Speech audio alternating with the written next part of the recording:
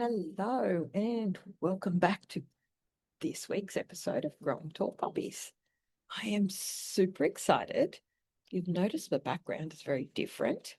I am here in, see that amazing scenery, snow-capped mountains in Ketchikan on our way to Alaska on a bucket list trip.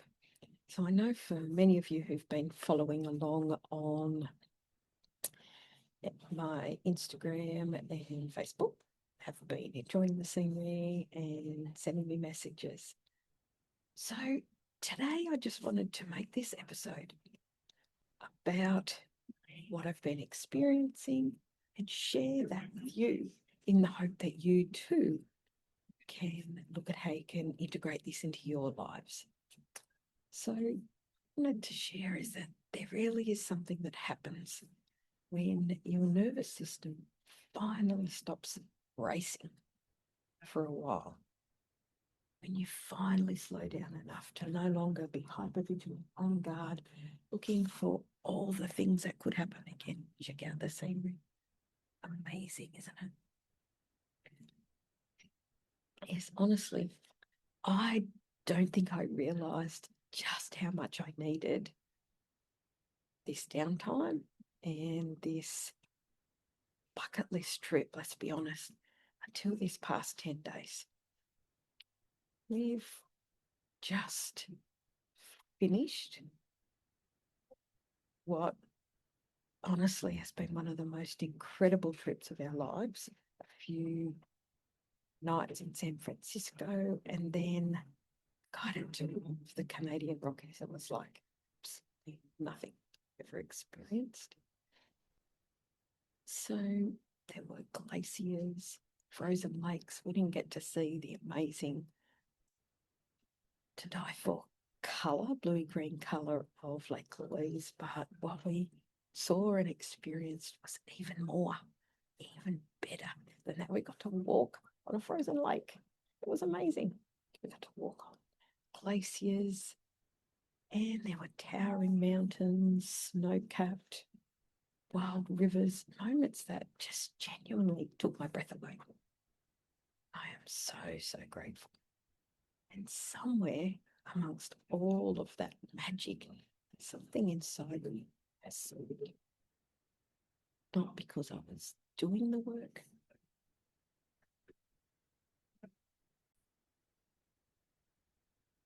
You'll notice I've just changed my background.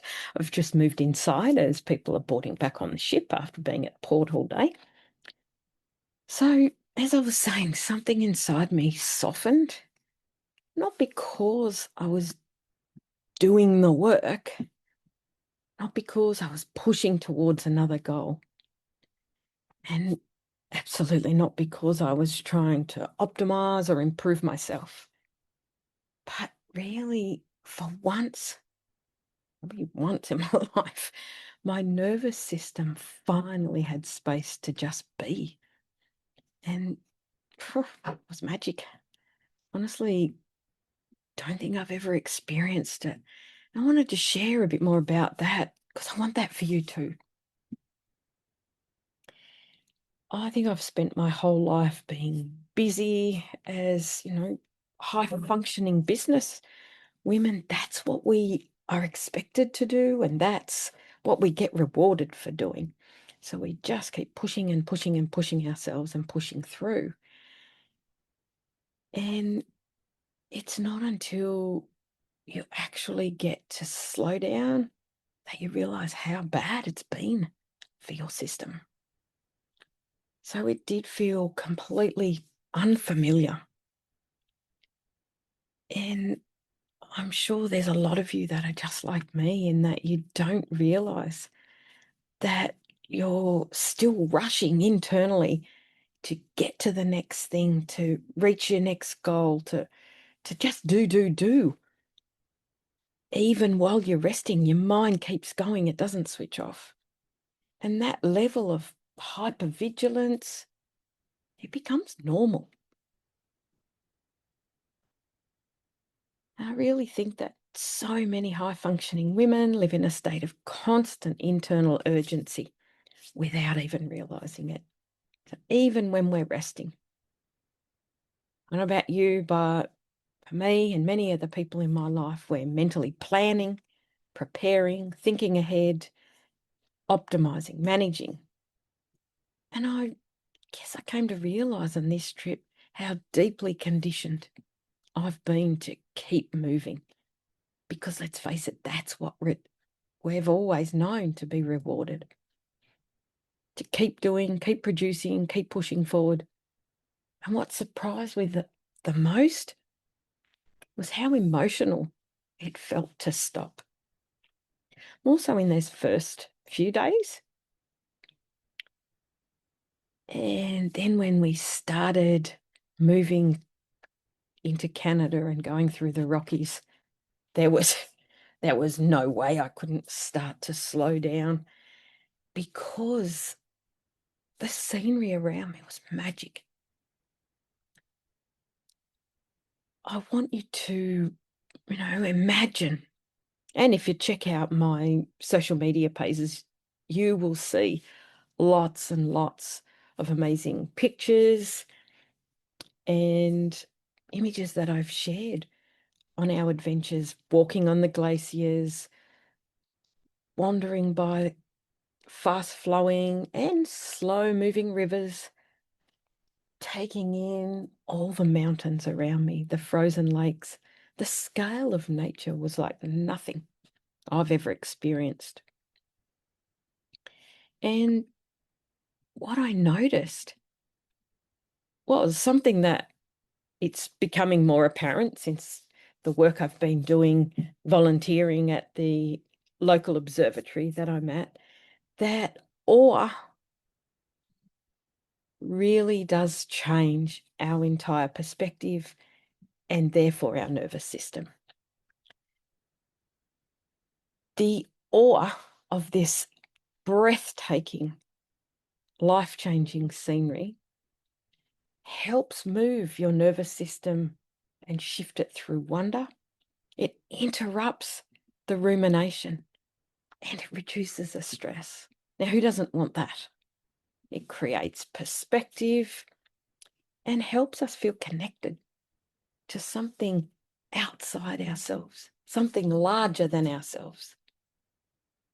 And honestly, standing in front of those mountains with the snow-capped view all around, 360 degrees, watching the rivers carve through rock that's existed for thousands upon thousands of years, and then walking on the frozen lakes, some of my fears and my worries suddenly felt minuscule, quite small, not insignificant, just less consuming. And for the first time in a long time, I wasn't thinking about where I needed to get to next. I was just there. And I think if we're honest with ourselves, I think many of us have forgotten how to do that. To take it even further, I realized something really profound on this trip. Some of the things we chase the hardest don't actually create the feeling that we think they will. And yet some of the simplest moments, being present to what's around you, grounding your feet in nature, even just on the floor, on the grass. Some of the simplest moments, the presence, the connection, the laughter, the stillness, and that awe. All those things create this fullness that we've been trying to force ourselves into finding all these years. And so many women that I work with, and some men, but particularly the women, have spent years believing, oh, if I just push that little bit harder, if I just do that little bit more, if I finally achieve this thing, then I'll feel like I've got there. I'll feel like I've made it. Then I'll feel safe. Then I'll feel fulfilled. And then I can relax. But nervous systems don't work like that. And I know that you guys know that already.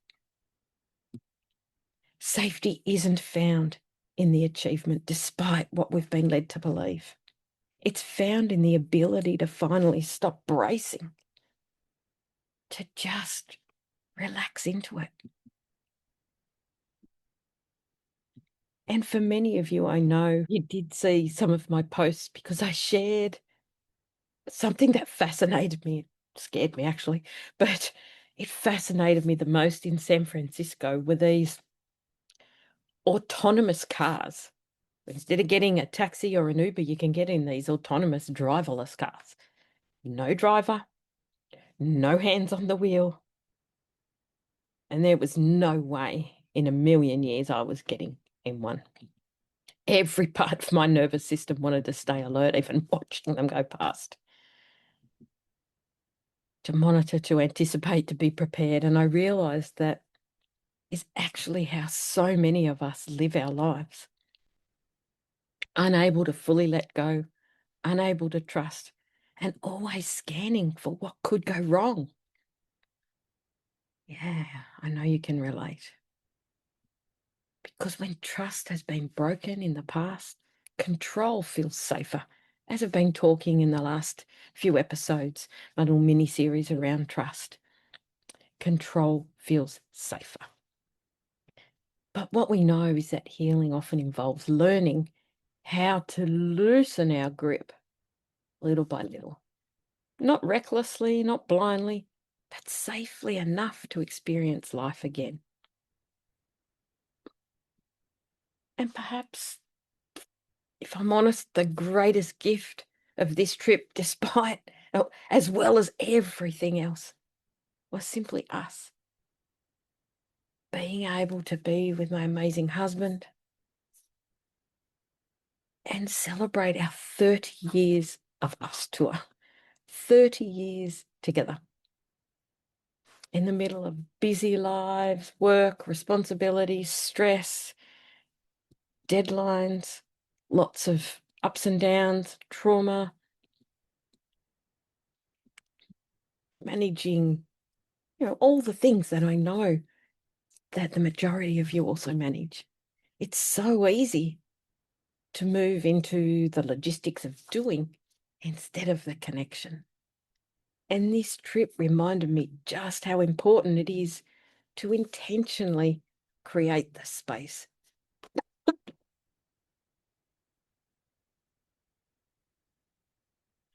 For presence, for conversations, for laughter,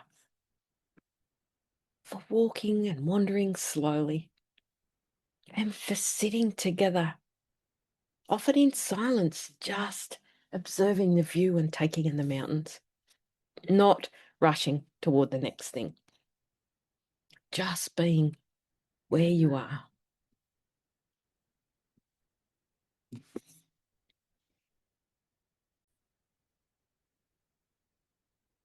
Much as anything, I think this trip reminded me of something we all need to hear sometimes. You do not have to earn your rest. You do not have to constantly push and push and push forward to prove your worth. And your nervous system was never designed to live in permanent survival mode. Sometimes healing looks less like doing more work and more like finally just feeling safe enough to experience the awe, the presence, the connection, the joy, and that stillness again. Maybe not even again, maybe for the first time. So maybe this is your reminder this week to slow down enough to actually notice your life. Because the moments that nourish us the most, they're often the ones we rush past, trying to get somewhere else. And I really want that for you. So I want you to take some time this week to look around you and observe where you experience awe. Something bigger than you outside of yourself. Might be having coffee by the beach, walking in a forest. It might be looking up at the sky, seeing the stars, the planets, whatever it is for you, whatever it is that creates awe or gives you the opportunity to experience the awe. I so want that for you. If this episode resonated with you and you recognize that you've been living in a constant state of pushing, bracing, or that internal urgency, this is exactly the work that I help women understand inside my coaching and breakthrough work. So if you're also wanting to finally say goodbye to that rushing feeling and look at what is keeping you blocked and capping your invisible ceiling, then I'm going to put the link in the show notes and you can book a clarity call and we can explore. It's free, no obligation. We can explore what might actually be keeping your nervous system stuck in survival mode, even after all the inner work you've already done. So I'd love you to DM me, send me messages, keep connected. I'm just going to move around again. Keep connected on social media so that we can really learn how to experience the awe, regulate our nervous systems, and experience life the way we all deserve to. And now, as we bring this episode to a close, I really wanted to touch on the elephant in the room, because I know that for many of you listening, this idea of slowing down and actually being present isn't always easy. It certainly wasn't for me. And I know that that's in fact the case for many, many high functioning women. It can feel deeply uncomfortable, even unsafe, because if your system is used to being on, used to anticipating, used to holding it all together, then stillness can feel very unfamiliar. So I wanted to share a few of the things that actually helped me shift into presence on this trip. Not perfectly, but in a way that my nervous system could actually receive.